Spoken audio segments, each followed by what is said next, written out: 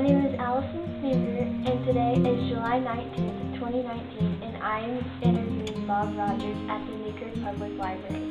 My first question today is what motivated you to join the National Guard?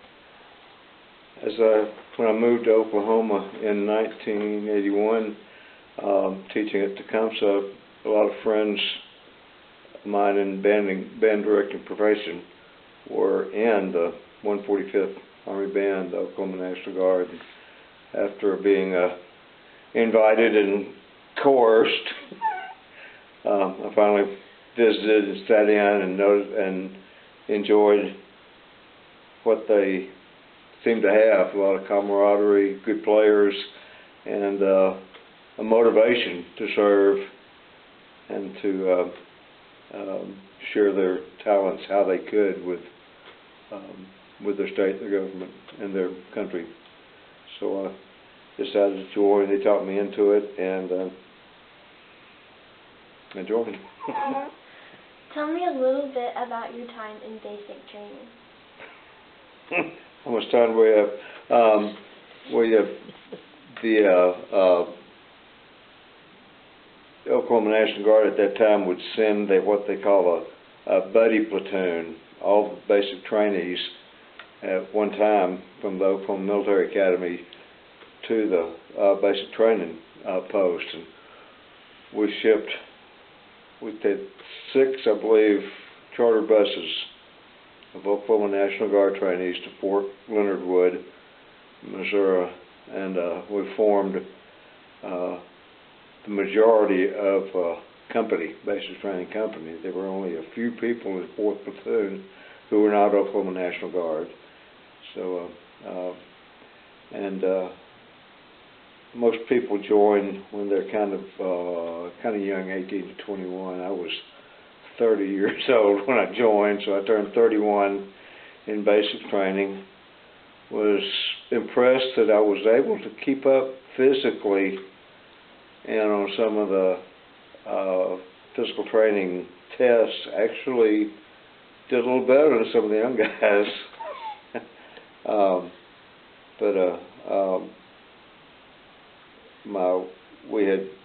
I'd just been married, just gotten married. Wife was expecting, and we joined before knew we were expecting. So when she came to pick me up, we had to look kind of close at each other to see if there were some physical changes in both of us. And I was, like I say, older than anybody else in the training company as trainees, and there were only 2 or 3 drill instructors that were my age or older. So that made it kind of interesting. Didn't cut any slack, but and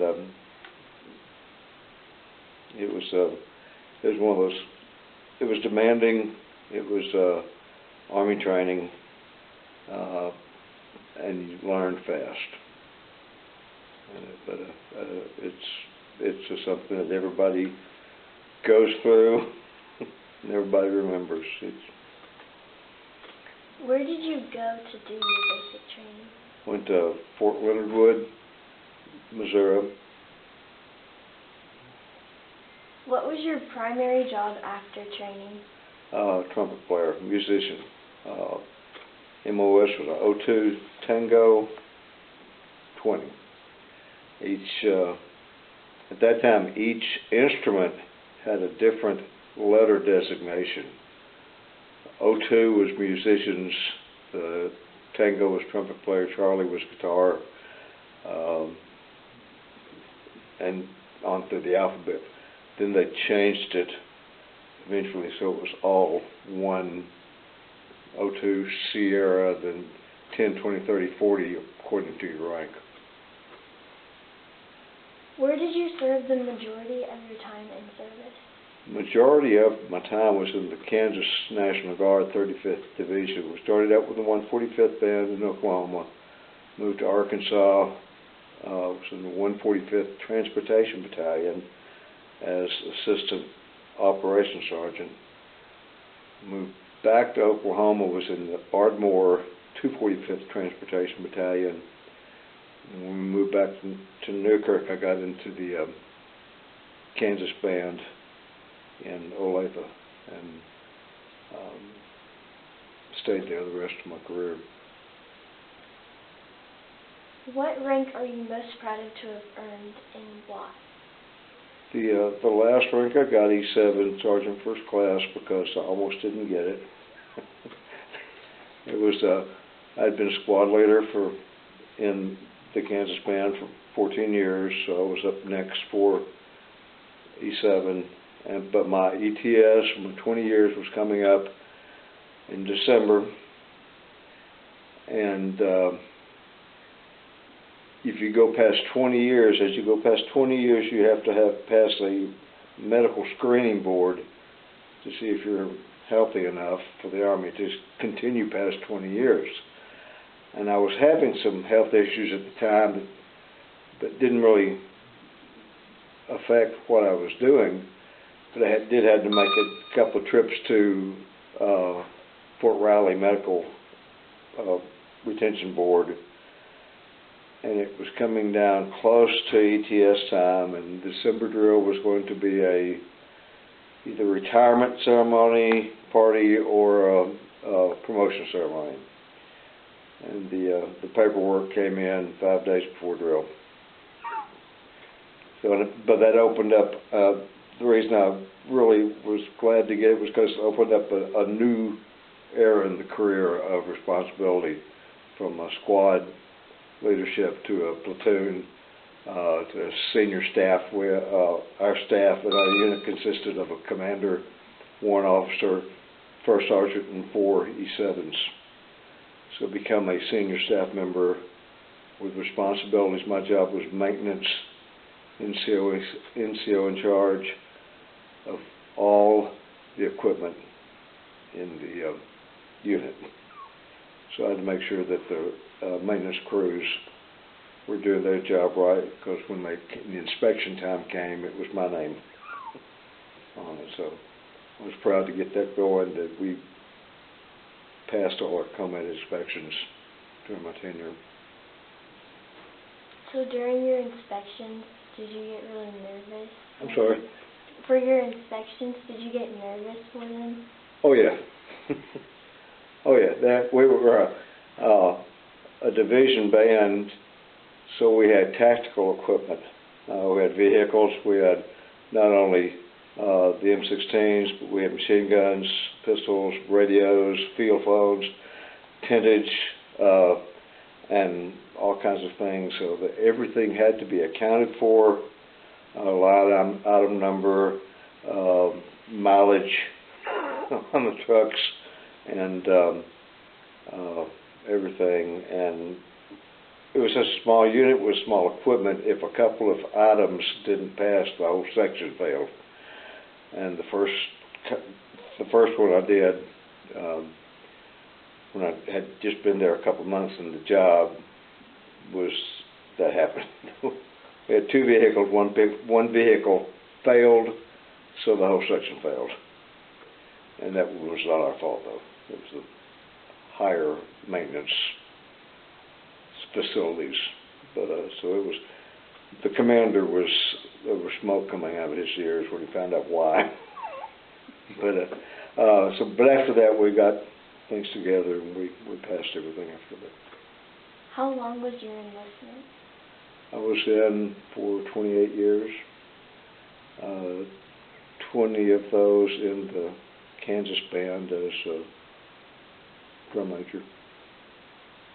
Which medals or citations are you most honored to have received? Well, they're all important. They're all, because each one means something different. I got a certificate of achievement from a 4-star general. It's just a piece of paper, but it's from a 4-star general who became Chief of Staff at the Joint Chiefs. While I was in Arkansas, I also worked as active duty special work, which means you were in your normal unit, but you were assigned full-time active duty at another location, at some other location. The Professional Education Center in Camp Robinson was a National Guard Bureau school,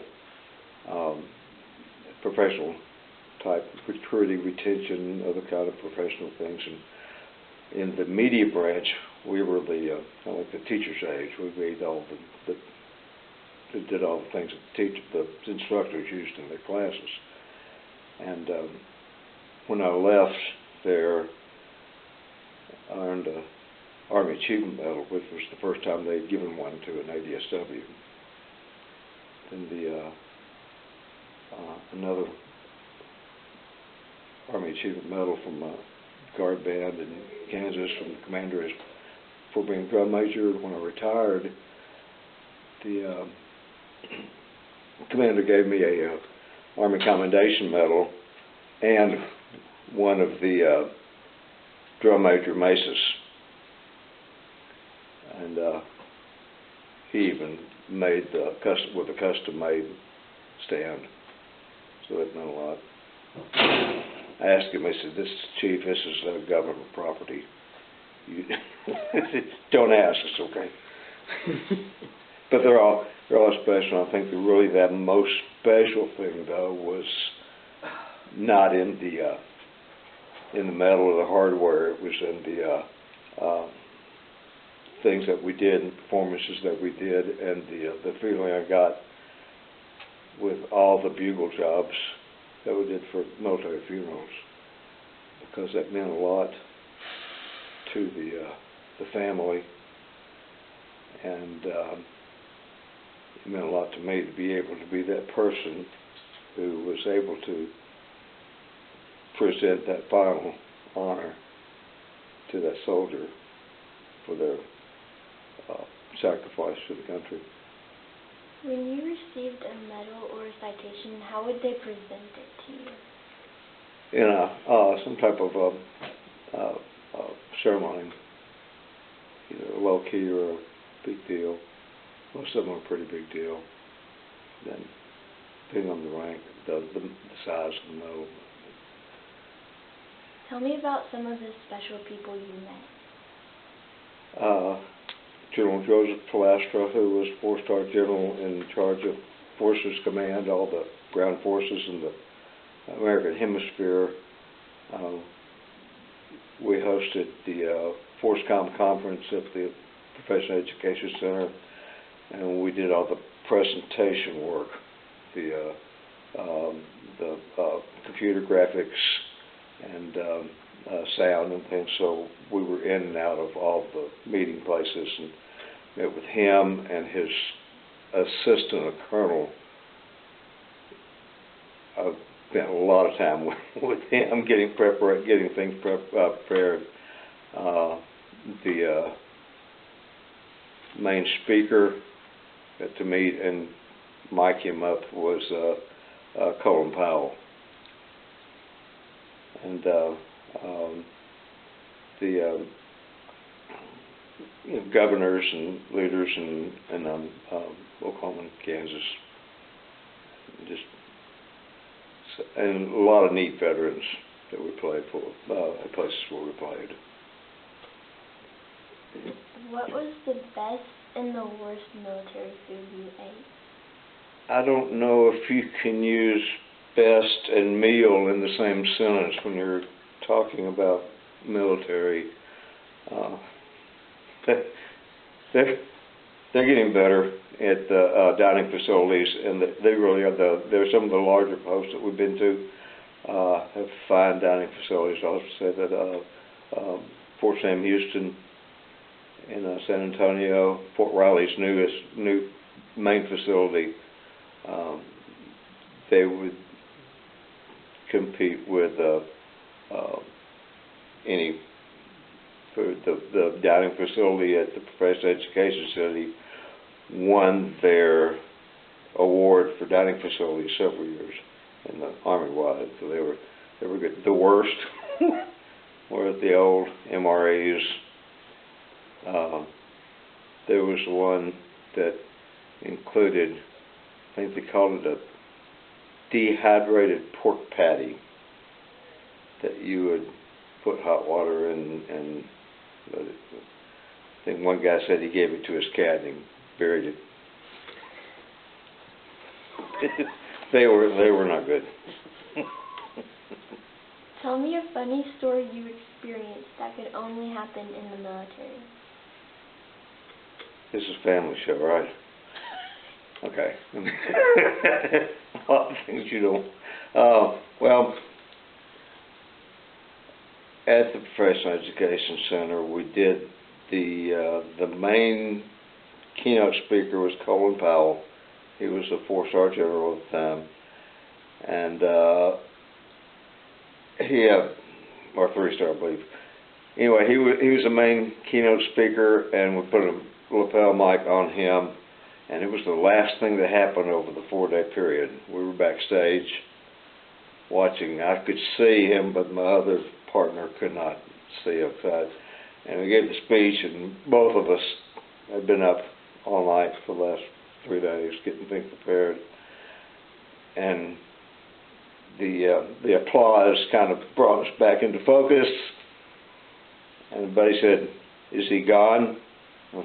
Yeah, he's gone.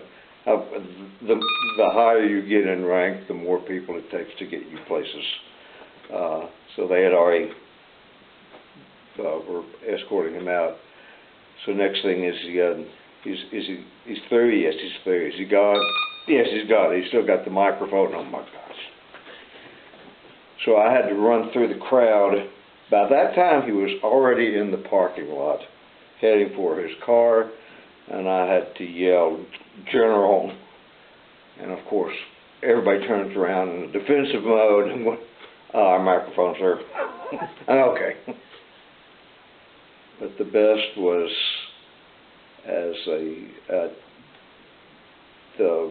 in the Kansas band, we were a division band and had to go with Division II annual training at least once every about 3 years, which usually meant the field. Band operations in the field situation is complicated, where you have GP mediums, which are 16 by 32 foot canvas tents, as a sleeping tent for the troops, and we had another one for our rehearsal hall. If you ever rehearsed in a tent, it's an experience.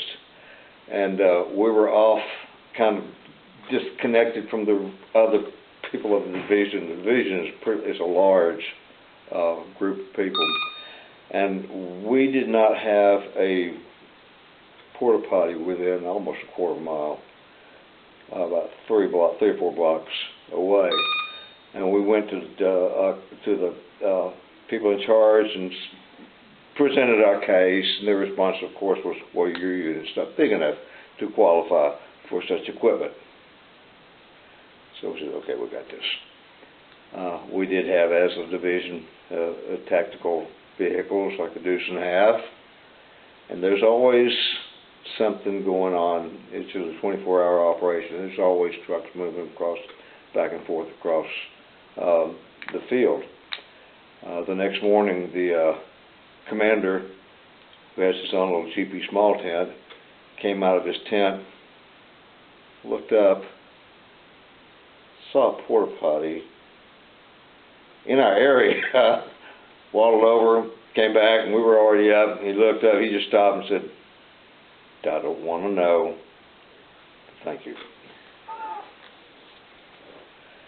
We never heard anything of it, so we didn't worry about it.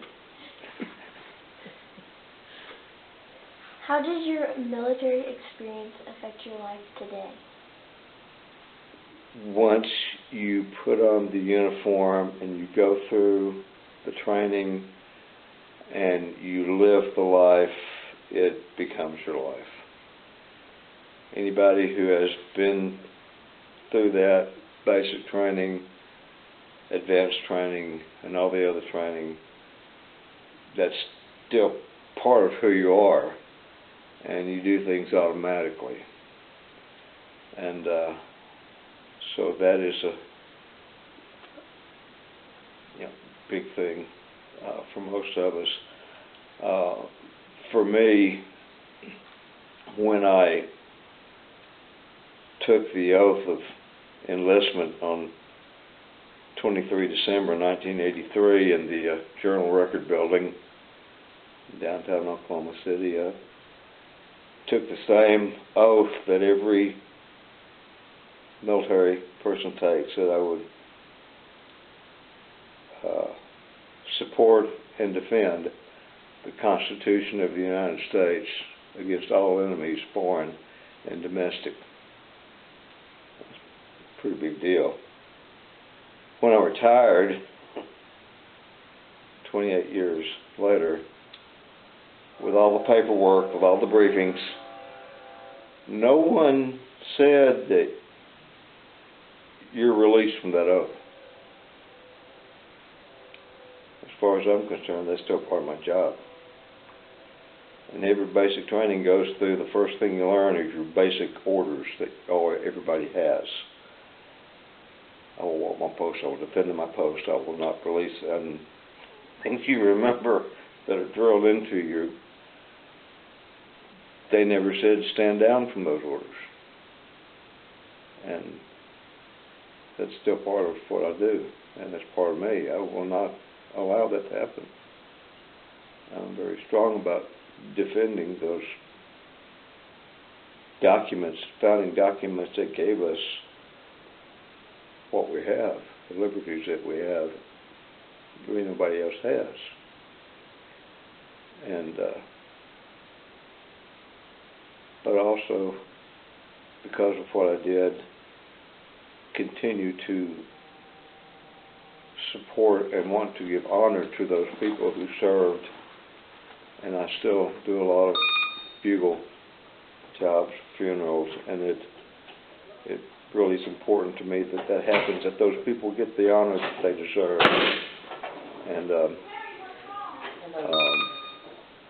And it didn't really.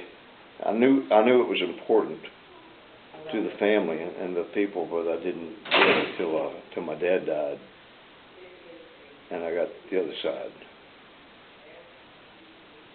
And completely understand why it's important that we honor those people and continue to do that and lift them up, especially the ones who have needs that are not being served. And we need to do whatever we can to make sure they are being helped and taken care of. Because they gave up a lot to serve this flag. So, in your time in Kansas and Oklahoma and all the other places, you said you met interesting people, but did you ever go on spontaneous trips with them? Like when you were in the National Guard, did you ever go off of base and do some, like, food anything? We spent a lot of time together. It's once you're, like I say, you're that close to people, you develop unique relationships, and you may not ever see them again afterwards, but yes, you go off and you do things that happen at annual training, stay at annual training,